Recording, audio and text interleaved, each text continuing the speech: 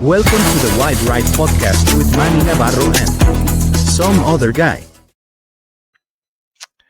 All right. Welcome back to the Wide Right Podcast. I'm Manny Navarro from The Athletic. It is Wednesday, August 27th, around 10:30 a.m., and it's a special day. Why? Well, it's not because the Hurricanes are about to face the Notre Dame Fighting Irish in their season opener. No, it's a special day because we've got somebody back on the show that everybody's been wanting to see for a while. Please welcome back my co-host, Mr. Carlos Ledo. What's up? Welcome back. Listen, it's been a long time since I've been on the show. I can tell because there's like a whole new intro. We had to use a different website for me to log in. I had no idea what the hell was going on. I was just sitting there and saying, wow, this is pretty cool. And then you dropped it on me like, hey, we're on. All right, cool. Let's do it. Welcome back. Yes, thank you for rejoining the show. There were a lot of people clamoring for you. They didn't like the fact that I was doing shows with other people. They thought I was cheating on you, that it was incestuous, like bringing in other journalists, that this was just wrong. But it feels right because you're back and we're back together here for the start of the season. So, listen, first of all, what everybody's got to understand, first of all, is that we have an open relationship and it's okay. You're allowed to explore. But you know when you need that sweet sugar, who you come home to, baby. That's right. Well, first of all, let's get your thoughts on this. It's been a crazy offseason. You and I haven't done a show in a long time. And I think our last conversations about the Canes, and quite honestly, were in the springtime before they went out and they added a bunch of other guys post spring, and then got Carson Beck healthy and all these receivers and the new DC Corey Heatherman and all these new pieces into place. Mo Torre at linebacker. I'm curious from your perspective how much attention you've paid to the Canes. Is it basically ratcheted up here in the last week? Were you paying any attention to them over the spring and summer? What was your from the Carlos Ledo lens? What was going on? Yeah, so obviously I paid attention to the transfers and the additions that came in once they came in. But once summer hit, dude, I clear my mind of the Hurricanes because it really doesn't make a difference. I didn't pay attention too much to what went on during spring ball either because I don't put a lot of stock into spring football. I mean, I always give this example. It was a couple of years ago that some guy from JUCO lit it up during the spring game against a 5'8" white corner, and people thought he was going to be the next coming out. I think the guy was even on the roster by the time the ball came around. So, I mean, I don't put a whole lot of stock into that. I wait until the season is upon us, and then I start getting more into it, like I have the last couple of weeks. So now the interest and the attention has been ratcheted up a little bit. Now I can actually claim that title there underneath my name, the Canes fanboy. Of course, I'm always the connoisseur of beer and wings. If anybody wants to try it out, I'm happy to take free samples. But yeah, now it's getting a little more exciting. Of course, it's very exciting because it's Notre Dame, and we'll see what all these transfers amount to. Well, I figured the best way to do this for both of us, because I've been very busy not really covering the Canes. I've been very busy getting to know the rest of the country because I have a new role at The Athletic. For those of you who haven't been around, I'm basically part of the roster building team. So, Carlos, you know how much I love my research, and usually I limited it to the ACC, right? I would just sit there and study all the ACC teams and tell you, oh, I think this guy's going to be good on this team and this guy's going to be good. Well, now I'm doing it for every single Power 4 conference team, and I spent the entire summer building out these roster room pages, how guys were acquired, what the recruiting classes look like, who left, who was added. So I have a pretty good perspective now, just not on the ACC, but the SEC, the Big 10, the Big 12, all of the players for the 12 playoff spots at the end of the season. And for those of you who really haven't paid attention to college football at all, the college football selection process, the playoff selection process, is going to be a little different than last year, than the first season. Yes, there's still automatic qualifiers, right? The top 4 power conference winners plus the G5. So if you win the ACC, you got a seat at the table. But the reality is from there, it's changing, right? The seeding and everything else. You're not guaranteed. If you're a Power 4 or G5 conference champ, you're not guaranteed a top 4 seed anymore. So, things can change. You can win the ACC and technically go in as an 8 seed or a 9 seed because that's the way things are. It's all based on the rankings. These adjustments as Miami's fielding a better team than last year, supposedly in terms of the roster, and making the move to try and probably make the playoff this coming season. So amazing that they make that kind of a move. That the ACC champion might end up being a lower seed and having a harder first round matchup. Yeah, and so I'm going to say this. I mean, look, last year the ACC basically had the 11 and 12 seed, right? That's how they went in because Boise State was a 3 seed. Here's my entire premise going into the season for Miami fans, and I don't mean to scare you, but it's the truth. I think this is just the way college football is going to look because you're not in a Power 2 conference. You don't go 11-1 in the regular season, and you lose to Clemson in the ACC championship game. You got 3 losses. My guess is you're not going to make the 12-team field. So 10-2 isn't good enough. You can go 10-2, but you better beat Clemson in the ACC championship game is basically what I'm saying. And it's not because there's a bunch of other teams that are better than Miami that are out there on paper, because I don't necessarily believe that. It's just the political game of college football and what it's become. Last year, the SEC only got 3 teams in, and we're pretty upset about it. The Big Ten ended up getting 5 teams in. And then everybody else, you basically had 2 ACC teams that made it. And the only reason SMU made it was because what? They won 11-1 in the regular season. So I think the same scenario plays out. And I just want Miami fans to have that perspective from the get-go going into this season, because I really believe that, the SEC and the Big Ten are going to eat up the majority of these spaces. It's the way that both of those commissioners for those leagues have positioned themselves and the league and all the conversation that we play the toughest schedules. The SEC just went to a 9-game schedule starting next year. So to me, I think every Miami fan has to go in with the perspective, you're only allowed one screw up, essentially. Yeah, well, listen, it's all about perception, right? The perception is that the ACC is a weak conference, that they don't have the level of competition that other conferences like the Big Ten or the SEC have, and even some of the lesser conferences may have better overall depth in terms of their overall conference schedule, as opposed to, obviously ACC has a higher level of competition at the top end, but maybe not so much in the middle and the back end. But the other perception issue is this: if Miami loses 2 games during the regular season, you've come in and you've shopped and fixed, supposedly with transfers, the biggest issue you had from a year ago, which was your defensive backfield. You strengthened that up. You got a new defensive coordinator.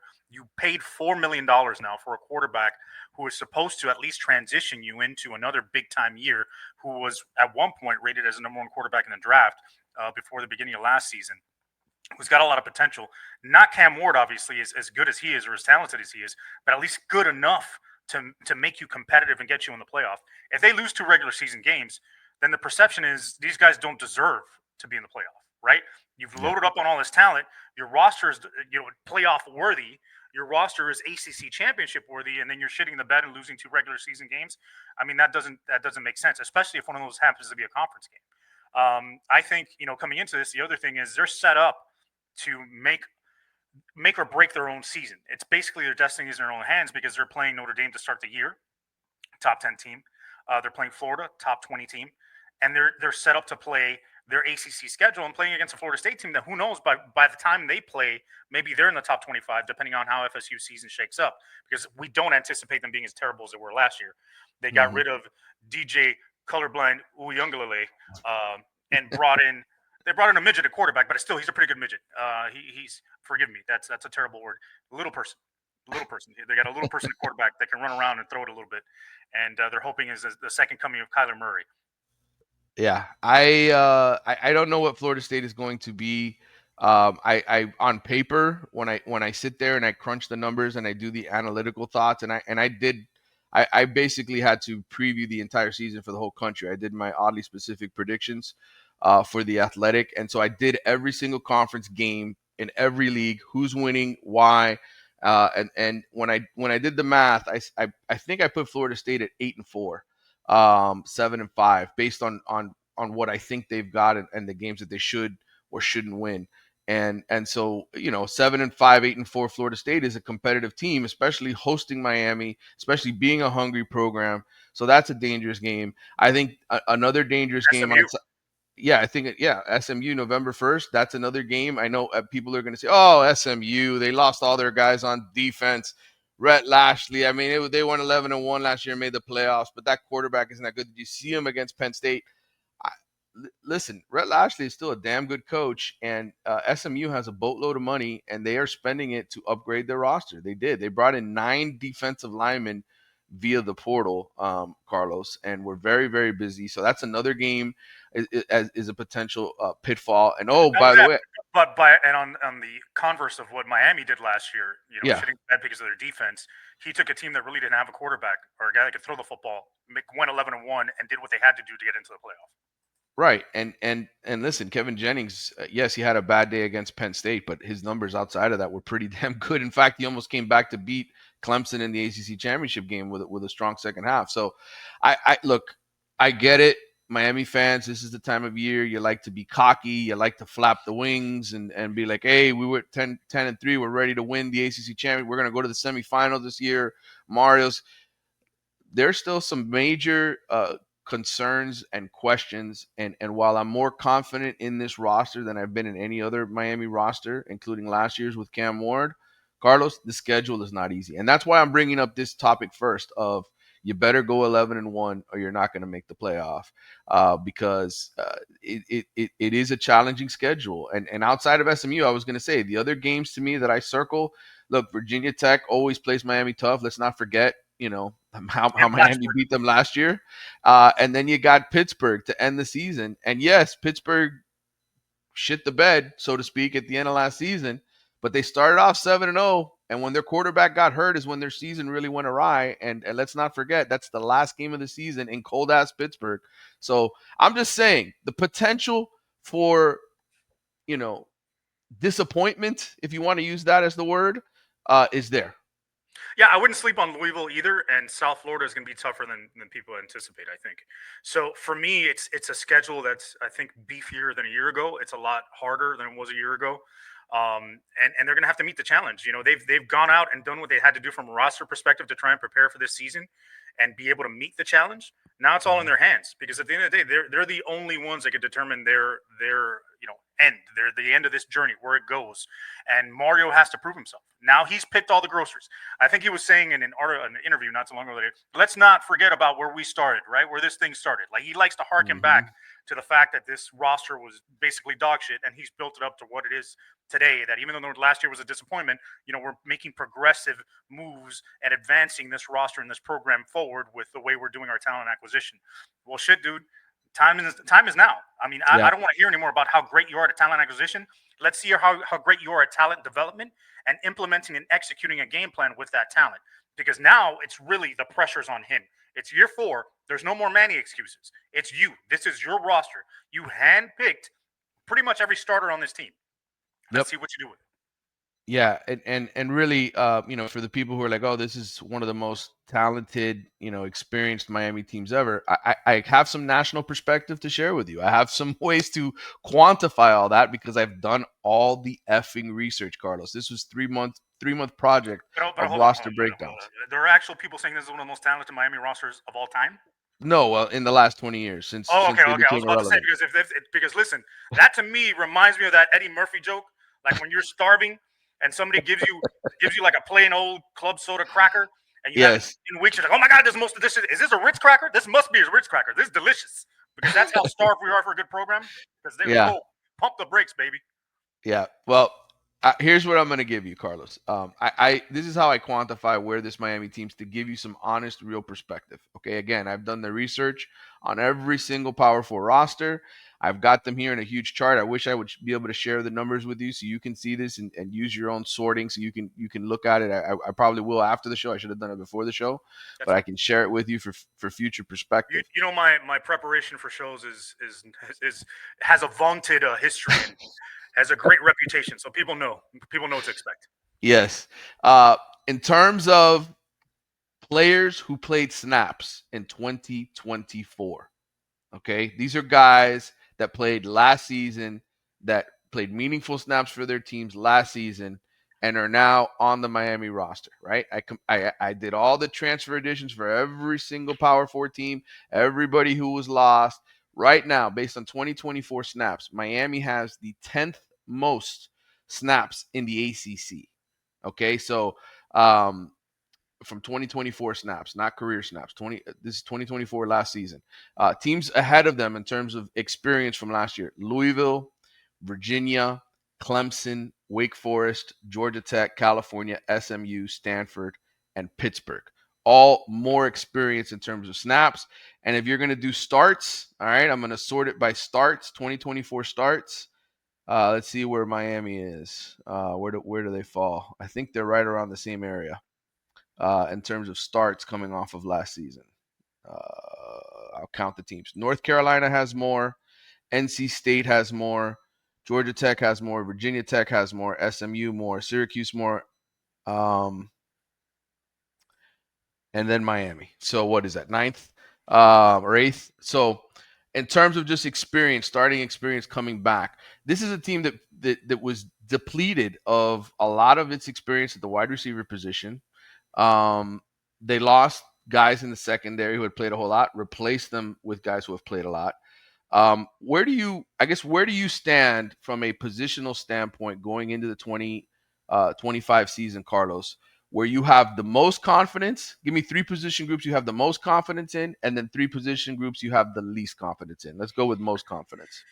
All right, I'll go on both sides of the ball. For me, the most confidence, I'll start obviously quarterback because whether or not Carson Beck is a superstar or number 1 pick, I think he's a steady, solid starter, a guy that could be effective and better than what they've had here over the last 20 years outside of Cam Ward and maybe De'Aaron King and flashes. So for me, he's the kind of quarterback that can help you get to the playoff. He's good enough. He's more than good enough. I think he's solid. So I'm very confident in that aspect of it if they use him right, which we'll talk about later. Running back to me on offense is another position where they are stacked. We're talking about Fletcher, we're talking about Jordan Lyle, and the guy from South Dakota State now that came in, who's a Marty Brown, yeah, who's a productive runner, who's done it at a high level at South Dakota State. So they've got 3 guys they can lean on, but specifically those 2 guys and Lyle and Mark Fletcher that are to me have superstar potential. That could be elite running backs in college football. So those are the 2 areas. Now the offensive line to me is sort of a split. I would say I'm very confident in the center and right side of the line. I'm not so confident on the left side of the line. To me, Markel Bell's still a project. He doesn't have great feet. He's a big dude. He does well in run blocking, but to me, his pass blocking still needs to take a step forward and evolve. He's got to be able to show that he can move his feet, position himself, and be ready to handle whether it's twists, turns, speeds, bulls, and do the different things that he used to do as a left tackle to be elite. I don't know that he's there yet. He's got to prove that. Also, to me, Matthew McCoy's been very up and down as a guard. He's a better run blocker than a pass blocker. I don't see him having evolved to another step to take that step and be that guy. I think their best offensive lines last year were with Bell at left tackle and with Jalen Rivers inside at guard. And right now, it's sort of a toss-up as to how that's going to happen. So for me, I'm confident in the right side of the line, confident in the quarterback, and confident in the running backs on offense. Defensively, defensive end to me is a major position of strength. Of course, you've got Ruben Bain and you've got Akeem Mesidor. Those 2 guys are, all-American potential, right, at both those spots. I think the secondary has improved tremendously, specifically at corner. You've got O.J. Frederic, who's supposedly coming out of camp, is the best corner they've got, or one of the best corners they've got. You've got the return of Brown coming back at corner now, and you've added these other guys like Ethan O'Connor. You added the transfer from Wisconsin to help out and add some additional depth here. Xavier Lucas, Damari Brown coming back is going to be big. So for me, the corners on defense will also be a strength. I'm still concerned, though, about linebacker and defensive tackle and safety. I don't know what those guys are going to look like. You're adding a couple new guys that should be better at safety, right? But we're not totally sure of what they're going to bring. Zachariah Poser was great, but he was playing in a lower division, right? You're bringing in a transfer now in Jacoby Thomas. Let's see how he filters into that backfield. You've got Keontae Scott, who's going to be playing the nickel corner. Charles Brantley as well. See how they mix in and play as well. There's going to be a lot of different faces back there in the secondary. And on paper, it should be better, but there's going to take some time for them to get cohesive and learn how to play with one another, because it's not just about locking some guy down. It's knowing how to play within the coverage, play within the system, play with each other on the back end and communicating. It's almost like playing zone defense in basketball, right? Or your man defense in basketball as well. So for me, that's an area of concern. But really, the area of concern for me on the defensive side of the ball this year is the defensive tackle spot. I don't know how good they're going to be there. There's some guys that need to prove themselves in Justin Scott and Ahmad Moten. Their backups are we're not too deep there in that area. And for me, the linebackers, this has got to be Wesley Bissaint's year where he becomes a monster. We've been waiting for it for the last 3 years. We had all this hype of him coming in. Everybody celebrated Manny landing him at the last minute. He was supposed to be the best linebacker in the country, one of the best, and he's been good, but he hasn't been a superstar. And I think they need him to take that next step as a superstar at that linebacker position for them to be really good there. And the middle linebacker position, I mean, it's sort of up and down. You had Popo Aguirre come in, and he was okay, in and out. You had Muhammad Tura come in as a transfer now. How good is he going to be? You still have Jalen Alderman. So all these guys are sort of fitting into this middle linebacker mosh pit, and somebody's got to emerge as the leader and be better than they were last year at that position. Well, Mo Torre was one of the big transfer additions that they picked up after the spring, and he's a guy that didn't play at all last season because of injury. But in 2023 at Rutgers, he played for Corey Heatherman, who's, of course, Miami's new defensive coordinator, and played really, really well during the 23 season. I think he was all Big Ten honorable mention and one of their best players, leaders in tackles for loss, etc. So Miami feels really good about him in terms of an addition. I think him and Wesley Bissaint are going to be the top two guys. But I'm with you. I think when I look at this defense, the number one concern for me is defensive tackle. And I said that a month ago when everybody was so excited that football was happening again and talking about this team and, Akeem Mesidor and Ruben Bain, they're going to be awesome. And maybe they will be. I mean, these are guys that have started more than 20 games in their career and been highly productive when they've been healthy. My issue is that every great defense in history has had a great defensive tackle.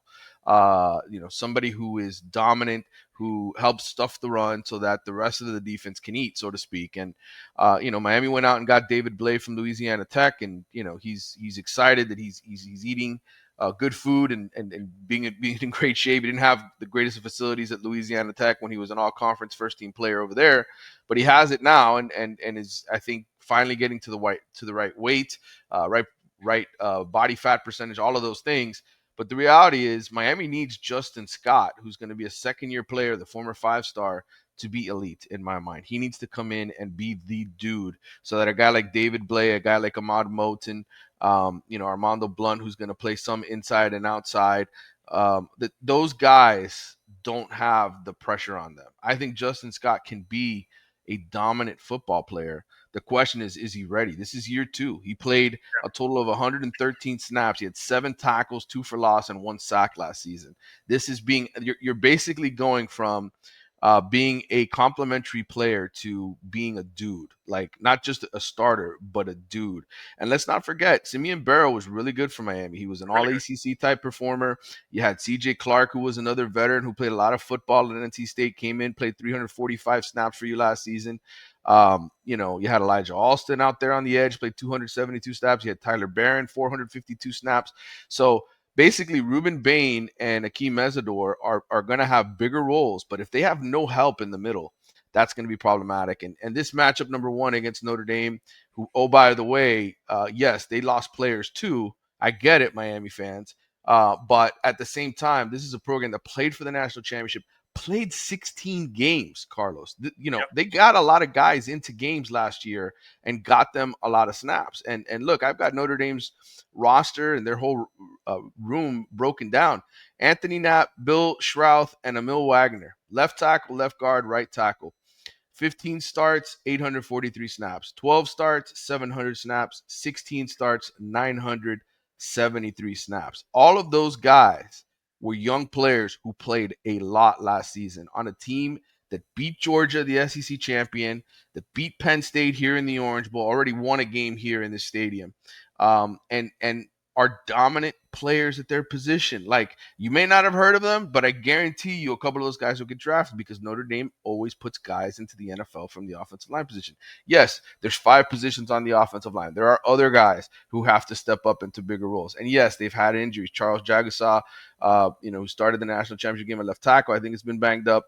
But they've got other guys on this line that are good. And oh, by the way, Carlos, they've got the best running back in college football. Like, Jeremiah Love is no joke, dude. They arguably have the best running back room in college football. Yeah, I mean, Jadarian Price is excellent. Aeneas Williams. All of these guys played. Aeneas Williams played 213 snaps last season. Jadarian Price played 302, ran for over 700 yards. And Jeremiah Love, I mean, this guy ran for 1,100 yards, 17 touchdowns, and was unbelievable catching the ball out of the backfield.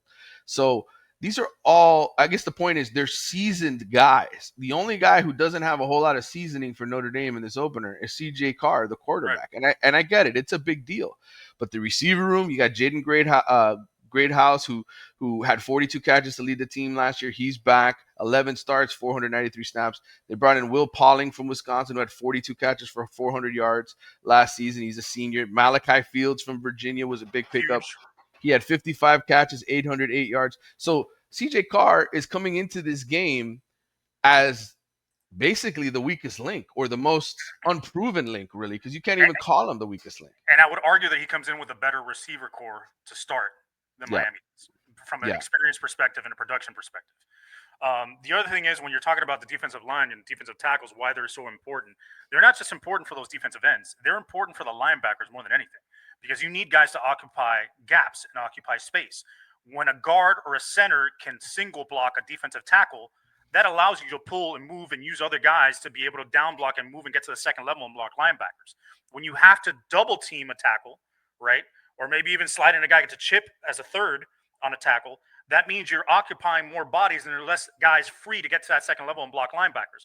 That allows linebackers to move more freely, identify the play, and attack the football. When you're able to do that, it helps your linebackers play better. So maybe even if your linebackers aren't that great, they seem better just because you're occupying that space. Remember the Dolphins when they had Tim Bowens, right, and Darryl Gardner. They would just occupy offensive linemen, and Zach Thomas was free to do whatever the hell he wanted, right? Not only was Zach Thomas great, but that helped a hell of a lot. He was untouched many times going out there and attacking the football, and that's what they need. And that's why those Miami defenses that were elite in history had those guys. You know, Vince Wilfork, Damian Lewis, Russell Maryland, Cortez Kennedy. You think of all those guys, you think of all those defenses, and you think of that middle, and there was always the opportunity for linebackers to run free and make plays, and that's what you need here. And going back to C.J. C.J. Carr, he's coming into this game with zero experience, but he's got a running back room and an offensive line that he can rely on and experienced receivers that he can turn to. And that's going to be probably Notre Dame's game plan, is try not to put too much on him, run the football, grind it out, attack those defensive tackles, try those linebackers in the passing game, use their running backs in the passing game, use their tight ends, try and use the slot to mismatch on a linebacker if they can, and try and get the ball moving down the field and dominate physically up front. One thing I will say is Notre Dame's tight end room isn't as prolific as it's been in years past. You remember when they had Michael Mayer and they had some other guys at that position that were really good players. This season they've got dudes that were just okay that played small roles. Eli Raridon, 11 catches, 90 yards, 2 touchdowns last season. Cooper Flanagan, 4 catches, 55 yards, 2 touchdowns. Not highly productive position, but it's a different team than you've seen, right? Notre Dame used the tight end in the past. Right now, they're going to use those receivers. They're going to use Jordan Faison as the number 4 receiver. He's a guy who from South Florida who went up there, I think, as a lacrosse athlete and is still playing receiver for them and was productive. 30 catches, 350 yards, and a touchdown. So they may not have a tight end, but the receiver room is good. And C.J. Carr, say what you want about redshirt freshman, etc. There's a reason he won the starting job there, Marcus, and there's a reason they didn't go out and get a transfer quarterback like they did in years past with Riley Leonard and some of the other guys that they went out to get. Like they were patient because they knew they had something with him. And I watched this guy 2 years ago at a 7-on-7 down here in Florida over in Tampa, and to me, he looked every bit the part of a legitimate college quarterback. So look. Team just played for the national championship. They're ranked in the top 6 in the country. Give Notre Dame its respect. I think offensively, especially defensively, I would say. Go to C.J. Carr again. Yeah. Word is he's not as athletic, obviously, as Sam Hartman and Riley Leonard, but he's supposed to be a better passer than both of them.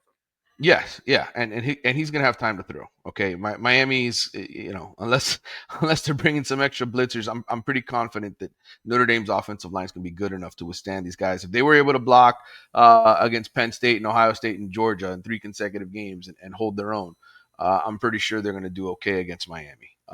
In terms of being able to give him time to throw, creating opportunities for him to throw the football. let's talk a little bit about, we kind of broke down Miami's defense. So one thing I would add to the Miami conversation is, Jeremiah Poyser, Carlos, is the guy that, or Zachariah Poyser, I'm calling him Jeremiah because I've got Jeremiah Love on my mind. Zachariah Poyser is the guy who's going to be wearing the green dot on his helmet for Miami, which obviously is the communication with the defensive coordinator before snap. He's going to be a pivotal guy at safety. I think Miami has upgraded at safety over Mish Powell and some of the other guys they had last year. Poyser's a guy who was highly productive at Jacksonville State, 77 tackles, 3 picks, played over 800 snaps last year. Yes, he's stepping up in competition. Conference USA is not the same as the ACC and Power 4 football, but everything I've heard coming out of Miami camp is that he is going to be a solid true number 1 type safety. I think Jacoby Thomas is another guy you'll see back there. I think you'll see some Dylan Day. Miami obviously likes some of the younger guys that they've brought in here in the last couple years, but cornerback is where Miami is absolutely going to be really, really deep. Everything I've heard about Xavier Lucas is he's a legit number 1 type corner. OJ Frederic is going into year number 2. So for the fans who were worried about the secondary, I think my general feeling is that might be the strongest unit on the team this year in terms of depth and talent. But if you don't have a pass rush, bro, you know it. You can't cover for 5 seconds. Yeah, exactly. And so that means that Akeem Mesidor has to be back to form coming off the injury. He's got to be the guy that was here a couple of years ago. Ruben Bain's got to be the same guy he was a couple of years ago coming off this injury, his hamstring injury. He's supposed to be 100%. He's got to be as productive as he was before. And there's got to be some guys behind them, right? You need a third guy, right, to be that sort of, pass rush specialist like they've always had in the past. A guy you could throw in on third down and go to more of a smaller package where you're maybe placing Bain and Mesidor at tackle and bringing a couple different edges, maybe one defensive end, one linebacker to bring pressure off the edge in third and long situations. So for me, it's interesting to see how that shakes out and what they do with that. But ultimately, like you said, those safeties are going to have a lot of weight on them. They're going to have to be able to be good on the back end, not give up big plays, be smart. Poser's going to have to be able to call that defense, understand the defense, get everybody in their place, and all these guys are going to have to work as a unit defensively on that back end. But if there's no pressure, if CJ Carr has all day to throw, eventually somebody's going to break open. That was one of the big advantages for Miami last year was Cam Ward could run around back there till somebody broke open and made big plays. And you see that. I don't know if CJ Carr is going to be able to do that kind of stuff, but if you give him enough time, he'll find somebody that's open. Notre Dame will take advantage of that. They'll scheme it if they see that there's confusion on the back end and make some big plays that way. Yeah. And let's switch the conversation to Miami's offense against Notre Dame's defense and what we see on paper. Number 1, Al Golden is gone. He's back to the NFL. So they have a new defensive coordinator in Chris Ash, who's well traveled and coached in a lot of places. So they're gonna have a different guy calling the shots. But I think it's because Al Golden saw the schedule and he didn't want to be at Hard Rock game 1 and have to deal with the fans, and he knew what was coming for him. He knew it. Well, here's what I'll say about Notre Dame's defense. Okay, yes, they lost some guys. Okay, Howard Cross, Riley Mills, R.J. Oben, Jack Kaiser, Xavier Watts, Jordan Clark. Those are all starters. Benjamin Morrison. Those are 6 quality starters off a team that played for a national championship last year. But I would say this again, and I repeat this to the Miami fans who are like, "Oh, they lost a lot. What are you talking about?" I'm looking at the defensive line, okay? 5 guys who played more than 300 snaps last year on this defense. Only one of them's a starter, Joshua Burnham, the edge rusher, but all rotational guys who played a lot of football. When you play 300 to 400 snaps in a season, I'm telling you, Carlos, I just came back from Nashville. That's the benchmark for a lot of these talent evaluators and football GMs in college football now. They want to see a guy who's played 300 to 400 snaps the previous season. They view that as valuable. In other words, that guy could be trusted to be on the field. So that's the benchmark. You got 5 guys on a defensive line that have played more than 300 snaps last year. Okay. Plus some transfers that were brought in that have, Jared Dawson comes over from Louisville. Elijah Hughes comes over from USC. These are all guys that have played some too. So it's not a whole lot of inexperience. So they're 5 to 7 deep on the defensive line. At linebacker, Drake Brown is back. He was their 3rd leading tackler. That's who's heading up the Notre Dame defense. They got Jaden Osbury, Jalen Sneed, and Kingston Viamu Asa. confusing name here to pronounce for you, Carlos. But all guys that played over 340 snaps. Okay, 4 guys at the linebacker position, and then we get to secondary, and that's the position where they're really loaded. Okay, 3 starters back: Christian Gray, Aiden Schuler, Leonard Moore.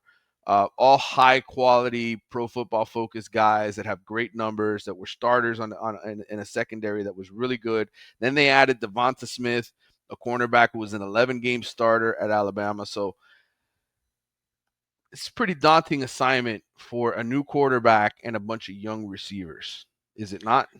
Yeah, and we're talking about a secondary that many are saying is one of the best in the country, if not the best in the country, specifically because Leonard Moore is a lockdown corner and Schuler is also a lockdown corner from what I've been reading. So for me, and then pairing that with Miami's inexperience of wide receiver and mixing in the new guys, to me is a daunting task. So that's why I think coming into this game, Miami's best bet is really, and for the entirety of the season, I think is the best plan is to treat this season like Carson Beck's 2023 season, right? Do what Georgia did.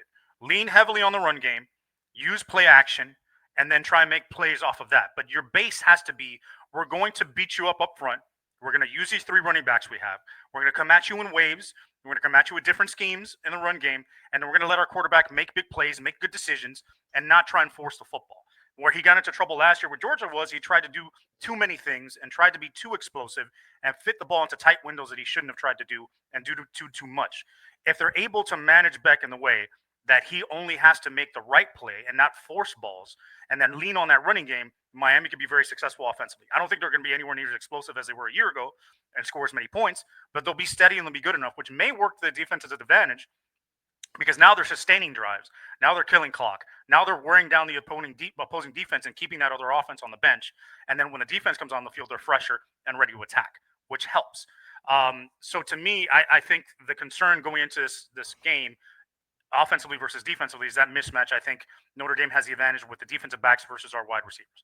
Now, everybody in the comment section is going to start shitting on me, telling me that Josiah Trader is, the next Jeremiah Smith. That, watch out for this guy, watch out for that guy. You don't know how good this guy was at BYU. You don't know how good this guy was where he came from. Listen, dude, I get it. I understand that. But bottom line is, if these guys were that elite, they would probably still be at their schools or would have been somewhere else to begin with. Okay, let's just say that. Now I'm going to hear the Ray Joseph stuff. Oh, Ray Joseph's going to come in and tear it up. Watch out for Malachi Tony. He's going to be the secret weapon. You're going to see he's going to tear up Notre Dame. Let's pump the brakes, guys. Let's chill out. Let's see what happens. I'm telling you that the best way to attack this is use your strengths, right? The strength of that Miami offensive line is going to be their run blocking. I think they're a better run blocking than a pass blocking offensive line. You got 3 running backs you can lean on. Go at it. Attack them. Beat them up front. And really, that's the way Mario wants to do it. Mario would prefer to play every game in a phone booth and bare knuckle fight the shit out of the opposing team. All right? And unfortunately, it's not Al Golden that's going to be in that bare knuckle fist fight. Right? Because I'm not taking that tie wrapped around his neck. But that's a little morbid. I'm sorry for that. But yeah, to me, that's the way they got to go. Attack up front, use that running game, and then go off play action because it makes things easier for Beck to find big plays. Yeah, Francis Mauigoa and Ez Cooper. That's to me who has to be the backbone of this win for Miami if they're going to get this done.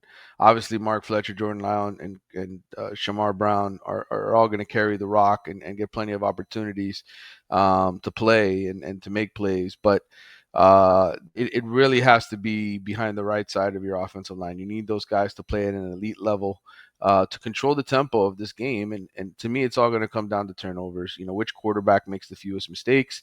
And look, the other guy, CJ Carr, his first start, Carson Beck, 24-3 as a starter in the SEC. You would think that it would be easy, but Carson Beck has the young, inexperienced receiver room outside of CJ Daniels and Keelan Marion and Tony Johnson. Everybody else, all the other young guys on Miami's team, you have one combined start between JoJo Trader, Ray Joseph, Nye Carr, Chance Robinson, Josh Moore, Malachi Tony, and Dalen Upshaw, by the way. One combined start. Yep. So I think, Carr has probably the better full offensive unit, the better running back. I would take Jeremiah Love over any of the 3 running backs Miami has. So advantage Notre Dame in those regards. But in the end, if Carson Beck plays a smart game and he's won a lot of football games and learned how to win a lot of football games in the SEC, certainly, if he plays a smart, clean game and CJ Carr doesn't, then that's how Miami wins this football game. And that's what I think it's ultimately going to come down to, Carlos. Yeah, ultimately, I think it comes down to, like you said, I think whoever runs the ball best controls the game that way and has the least amount of turnovers. That's the way. That's the key to victory to me. Is control the game from the line of scrimmage on both sides, run the football better, don't turn the ball over, and make plays when they present themselves. And I think Beck fits into that mold. He can be that guy. He showed he was that guy in 23. If he comes back and reverts to 24, trying to make too many plays and try and show he's the number one pick, then we could be in trouble. But for me, that's the way you win this game. The other thing this thing could come down to, which nobody, I think, I've heard previews, I've read here and there, heard. I've been half hearing shit when I put it on YouTube and just keep going. It's the kicking game. Yeah, Miami has a brand new kicker, right? Yeah. Well, it's still unresolved. In fact, it's still an ongoing competition between two transfers to basically replace Borregales. Yeah, exactly. That's another element to this game. This game is probably going to come down to a field goal. It very much could be. It could come down to the kicking game and possessions that fizzle out inside the 20 and who executes in the red zone and who has to settle for field goals and that kind of thing. I agree with you 100%. And that'll be interesting to see what happens there with Miami and who ultimately wins the kicking job for them. Absolutely. And they've got a guy competing for it who sounds like a made-up player in NCAA football 26, Bert Auburn. Yeah, right. Comes over from Texas. They've also got a kid from Florida Atlantic who came over that was their kicker as well. So we'll see the best man who wins the job. We'll find out Sunday night. Carlos, let's turn this thing around big picture real quick. Right now, I predicted an 11-1 season. I said Miami would win, go 4-0 in September, beat Notre Dame and Florida. And then drop a game somewhere in ACC play that they shouldn't because it's tradition, but still somehow get to the ACC championship game. I think the loss will either come at SMU or Pittsburgh, which will get Miami into the playoff. Right now, where do you stand on your overall season prediction? Because I want us to get into the mailbag while we still have time.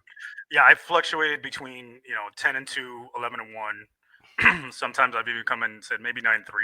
I think it all depends on how they play in that secondary and that if they're able to sustain the defense with the defensive tackles, if they play well, and Carson Beck, how they handle Carson Beck. If they try to make him Cam Ward from a year ago, then there's going to be a lot of mistakes made, and I think they'll lose 2 to 3 games. If they play him like he played in 2023 with that system of using the running game at the forefront, using play action, letting him make plays when they present themselves and not try to push the ball too hard or force things, I think you're probably looking at 11-1. I think they are more likely to lose to meet either Florida or Notre Dame. I think probably Notre Dame is a team that might beat them. I'm predicting them to win. Just spoiler alert. But if there's a team that they lose to between Florida and Notre Dame, I think it's Notre Dame. We've been accustomed to them dropping a shitty game in ACC play. That just happens. It's like clockwork. But if this is a year that they're going to take that next step, then they have to go undefeated in conference play. I think this is a year they have to do it. And if they want to show that they're a competitive team, a real playoff team, that's what they have to do. So I'm going to go with you. I'm going to go 11-1. I don't know where that loss is. I'm thinking maybe Notre Dame's the most likely candidate or a shitty ACC loss, like you said. But I'll go 11-1. All right, we're in agreement there. Let's get to the mailbag because we've got about 15 minutes left of time. You and I are both busy individuals, man, who got a ton going on. I got a Notre Dame Miami story that I'm working on with Pete Sampson, our Notre Dame writer, that I got to finish up. And it's just life never ends, bro. There's always something new to do. All right, let's get to the Q&A that I asked for last night. This is from Ginger Man Can and Did to a Believer. Any thoughts on expectations with the kicker for field goals? And no doubt both Notre Dame and Miami passed the eye test for O-line, but how does each D-line match up against the other team's O-line? Is Miami big enough? Go Canes. Well, Ginger, we talked a lot about – we just finished talking about the kicker. I mean, we'll see which one of those two guys wins the competition. I don't have any insight from practice to give you, hey, this guy's X of X from 50 yards out or 40 yards out. I know this. I know Bert Auburn from Texas lost the job there essentially because of inconsistency as a kicker, and he's out of there for a reason. So both of those guys have to sort of just win it in camp and be the most consistent guy. But from a D-line perspective, I would give the edge to Notre Dame because they've look, and I gave you the numbers earlier about 400 snaps, right? Let me do the math for you real quick. I'll give you the analytics based off of last season. Miami has 3 guys who played over 400 snaps last season. Akeem Mesidor, David Blay, and Ruben Bain on the defensive line. If you go over to Notre Dame, I think I said 5, right? Is that the number I gave you earlier when I looked at it? Yeah, Notre Dame has 1, 2, 3, 4. Actually, they've got 3 over 400 and then 2 more over 300 snaps in terms of last season. So 5 guys over 300 snaps. From an experience perspective, Notre Dame's a little deeper. I would say the upside for Miami is they've probably got 2 guys in Bain and Mesidor that are bigger stars. I think they're elite level players at defensive end. And they can be. They've been elite level players at defensive end. And if they both play to their potential and play to what they've been in the past at their highest level, I think those guys are going to be big time disruptors. The other thing I want to say to Ginger Man is please drop the Tua believer thing. My man. Please, bro. We've all seen it. At this point, there can be no denying it. It's like, at this point, it's kind of like going into the Heat season every year and you kept hearing about Ronnie Cycli working on his footwork and his post game and his free throw shooting. And This was going to be the year Ronnie Cycli became an all-star. Still waiting for it. Also, every year you heard about Harold Miner had worked on his jump shot. This time, Harold Miner can actually shoot the basketball. He's not just a dunker. Shot 33% from the field. Let's drop the Tua believer thing, my man. Wow, strong hate for Tua here on the Wide Right Pod. It's just facts, bro. It's just facts. Tua doesn't even know his name is Tua. Tony Perez, Big Chilean 63. Is there any scenario where would have kept Lance Guidry and replaced the secondary coach, or was he done regardless? I got the sense towards the end of the season that there was some sort of disconnect between Mario and Lance, and the change ultimately was inevitable because of the amount of points that they gave up. And Mario saw too many breakdowns in the secondary to just say we're going to bring in a new secondary coach. I think it was a whole sort of we're hitting the reset button on defense, and that's what they did. They only kept one guy, Jason Taylor, from that defensive staff. Right, because he was too good looking to give up. He's the one that you bring in to close on the moms. Like when you're trying to get the recruiter last year. Oh, hold on a second. You're not sure yet? JT, come here. What do you think now? You want to hang out with this guy every week? Hey, no problem. Sign on the dotted line. My son is going to Miami. JT, show her your abs. No problem. You got my cousin over here too. Let's go. We're all going. So the other thing I want to say about that is the thing that bothers me about the whole Lance Guidry thing is he was a genius a year before and then became an idiot the next year, right? Mario constantly during press conferences after games loves to throw out football jargon that coaches understand, but the press and journalists don't necessarily understand, right? You hear him do it all the time because we had the double the three technique and we had to come around to the second level. We weren't really scraping to the ball. And when you have that kind of a situation, you need to trail from behind. You hear that shit all the time. Mario's Mr. Football, right? He knows his shit. At least he likes to try and prove it during press conferences. If he knows his shit so much, as a head coach, it is your job to walk in and say, listen, we're doing this wrong. We're having this deficiency on the back end. Clearly, we can't play man-to-man. How about we mix these sorts of coverages in? Can we maybe shift to this sort of a scheme? Can we do these different things on defense? I think we should do this. If it doesn't work, it's my fault. I'm the head man. I'll take the blame. Right? None of that happened. It was just the whole accountability on Guidry. It's his fault. He ran the defense. I had nothing to do with it. Him and the whole staff got to go. Right. I say this to people over and over again, and I told you this story last August. When I saw Mario in Charlotte, I told him point blank I didn't think he had enough talent in the secondary. They didn't spend enough money there in heading into last season. Mish Powell came over, was your best player in the secondary. He was a former walk-on at Washington. If that's the case, you didn't do a good enough job grocery shopping.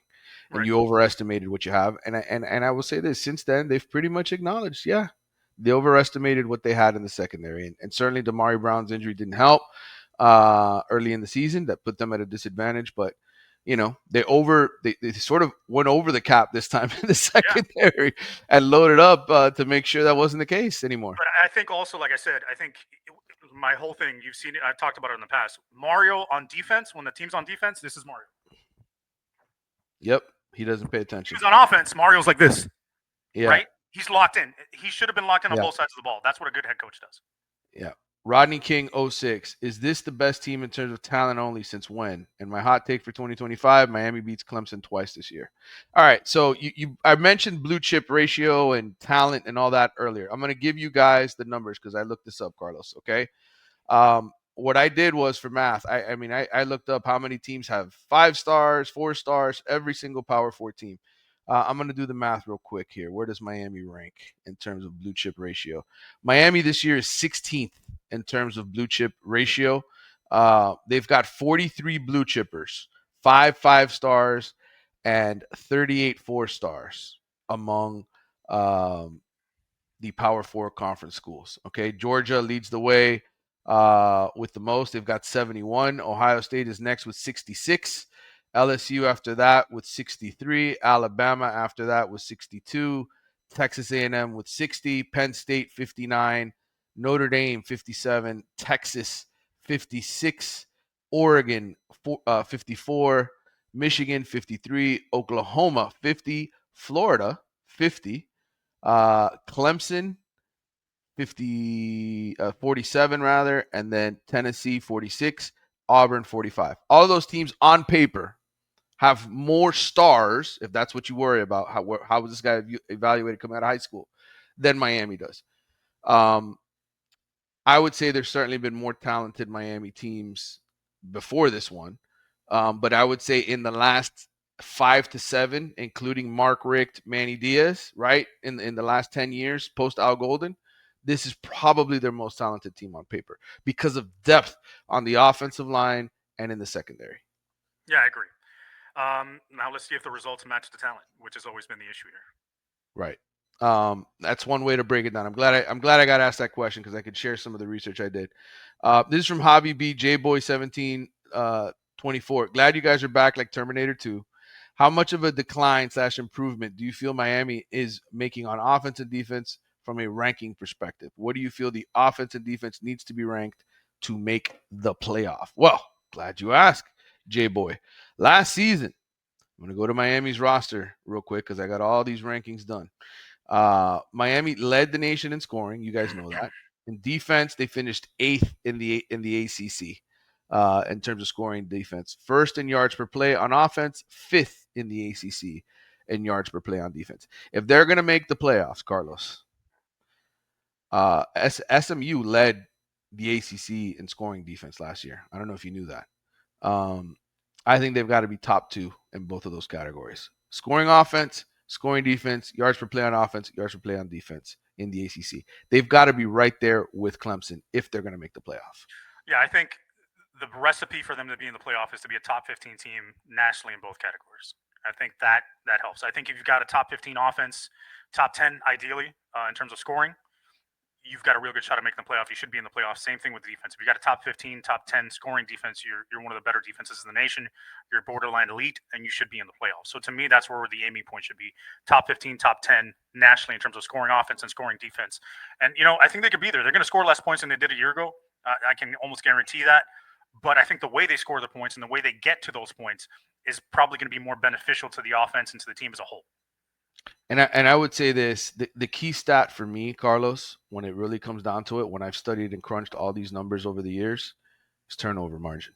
Yep. Okay. And it's crazy how that stat in particular, when you look at who the best teams are year in and year out, like very rarely do you find a really good team that is in the negative in turnover margin. And just so you guys know, the last 3 seasons under Mario, Miami was -3 in the turnover margin in 2022. They finished 5-7. In 2023, they were -4, which is why they finished 7-6 and not better. And last year, they were only +2 in the turnover margin, 7th in the ACC, which played a role in why they finished 10-3, right? Because they don't turn the ball over against Syracuse and they play a cleaner game, they win that game. Yep.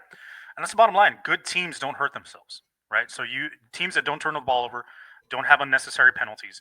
Those are the teams that, along with their talent, are able to maximize their players, their personnel, and not shoot themselves in the foot and stop themselves from going where they need to go. All right, this is from Jason, Jason Real Hip Hop on Twitter, one of our longtime followers here. What will keep Miami from going to the playoffs? And do you believe that Mario has finally built the program up to compete in the playoffs for years to come? I think ultimately what's going to keep Miami, get Miami into the playoffs or out of it, is going to be what I just said, turnovers. I think if Carson Beck is able to protect the football, which means in large part, he's not forced to throw the football, right? Like he's not forced to be the hero. Then I think Miami goes 11-1 and wins the game on the offensive and defensive lines. They have the guys up front to win a lot of games and be comfortable and not be forced to be in uncomfortable positions. If Carson Beck throws 10 interceptions because they're in a shootout and they have no choice and they need him to throw the ball and he's counting on freshmen like Malachi Tony and Josh Moore to make plays, then this is an 8-4, 7-5 team. Yeah, absolutely. I think you want to avoid being in, like you said, uncomfortable positions or in tough spots, kind of like me trying to diet and sitting in Flanagan's. It's not a good combination. You don't want to put yourself in that position because more than likely you're going to fail. You know, I'm probably going to reach over there and grab a pitcher and get some free wings on Wing Wednesdays, right? Winger Wednesdays, or even if I go in there on a Monday, Mexican Mondays, right? You get those nachos. You know, those are irresistible. I'm 3 pitchers deep, 3 nachos deep, and you know I'm plus 20 pounds rather than being -5. So that's the way you got to look at it. You got to put yourself in position to win, and the best way to do that is not turn the ball over, create turnovers, give your offense the best chance to score, which is give them shorter fields, and put your defense in a position where they can be more successful, which is don't back them up, you know, against their own goal line, and try and get as much yardage and time of possession as you can to keep them fresh.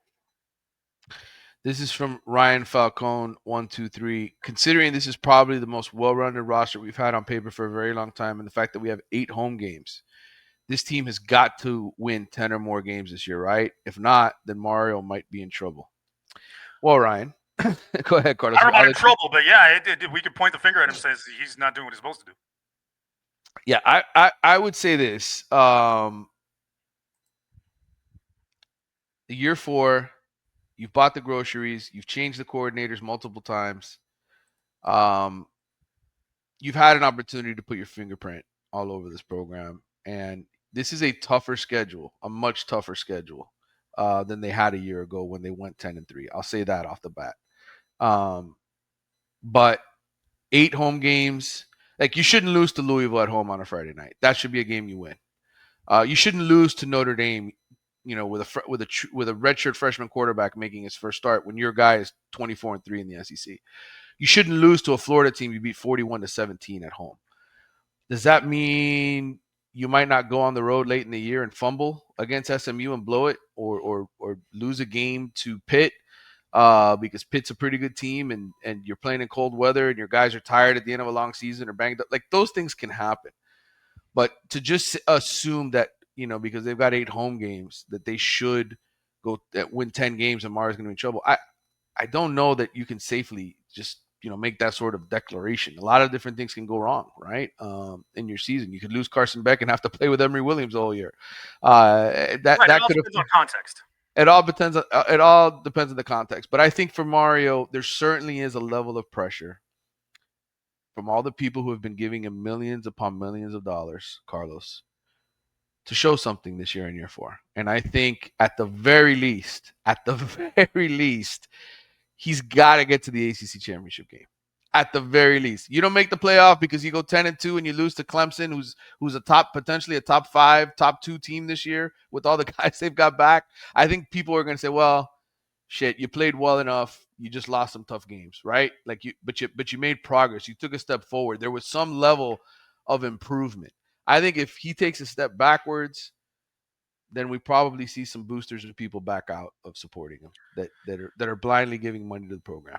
Yeah, and I think the other issue is the context of that 10-2 is also important. If they get to the ACC title game at 10-2, they had an undefeated regular season in the ACC, but they lose to Notre Dame in Florida. That's also a kick in the nuts because the fan base is not going to be happy losing to Florida and Right. Notre Dame, and then losing the ACC title game, which means they probably lost their 3 toughest games of the season, which means they probably don't make the playoff. Right. Yeah. Without question.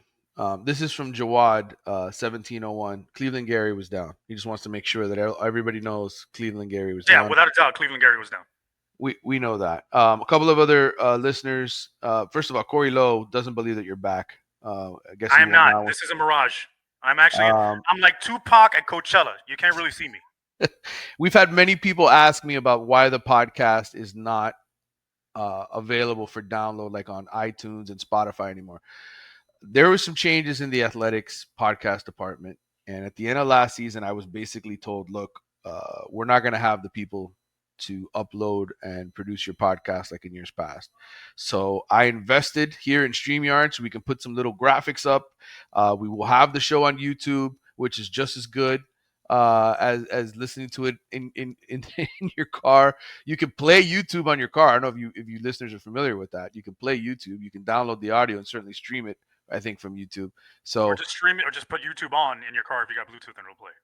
yeah, and just play it that way. But unfortunately, it's just it's part of the business. It's the way things work, and restructuring, and it is what it is. I'm giving you the show as best as I can, and you and I will be on during the season to talk about the Canes frequently. I'm sure we will have a chance to talk about Miami football, and that's what they really want. They want you, Carlos. I mean, I'm just the guy who brings them to you. Listen, we're both extremely busy. Manny is progressing his career. He's now becoming more of a national guy. He's really expanding his horizons.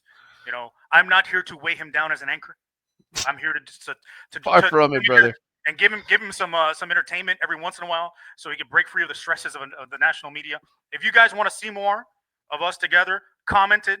You know, flood us in the comments to say what you want to see. If you want to see us together doing more, if you want to see us do a Patreon, if you want to see us do something where you can pay for exclusive content, additional stuff, to where you can get more questions answered and more official things done, you know, let us know. We're here to serve you as long as I have the time to do it. All right. Exactly. And you gave us an hour of your time today during the middle of your busy work schedule. I am giving an hour of my time when I should be writing a story. I've got another podcast to do in a little bit at 12 o'clock. So, and I've got to prep because next week I'm taking over girls volleyball practice because the head coach is going to be out. He's having surgery. So now I've got to take over girls volleyball practice for wow. God knows, maybe more. So I don't know, man. Middle school girls volleyball may be the toughest challenge I've ever endured.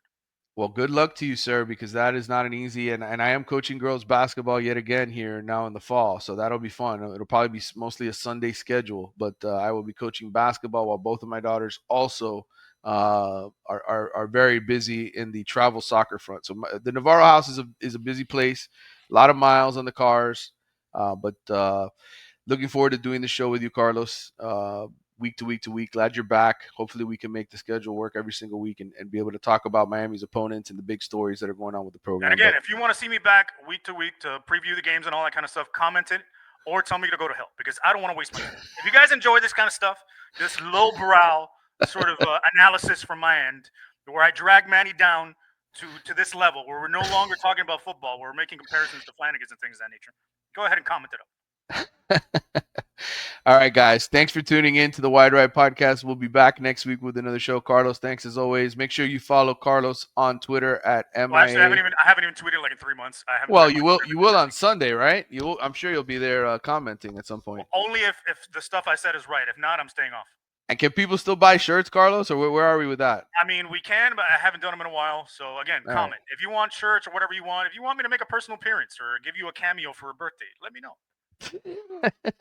All right. That's Carlos Ledo. I'm Manny Navarro of The Athletic. We'll see you guys soon. Peace.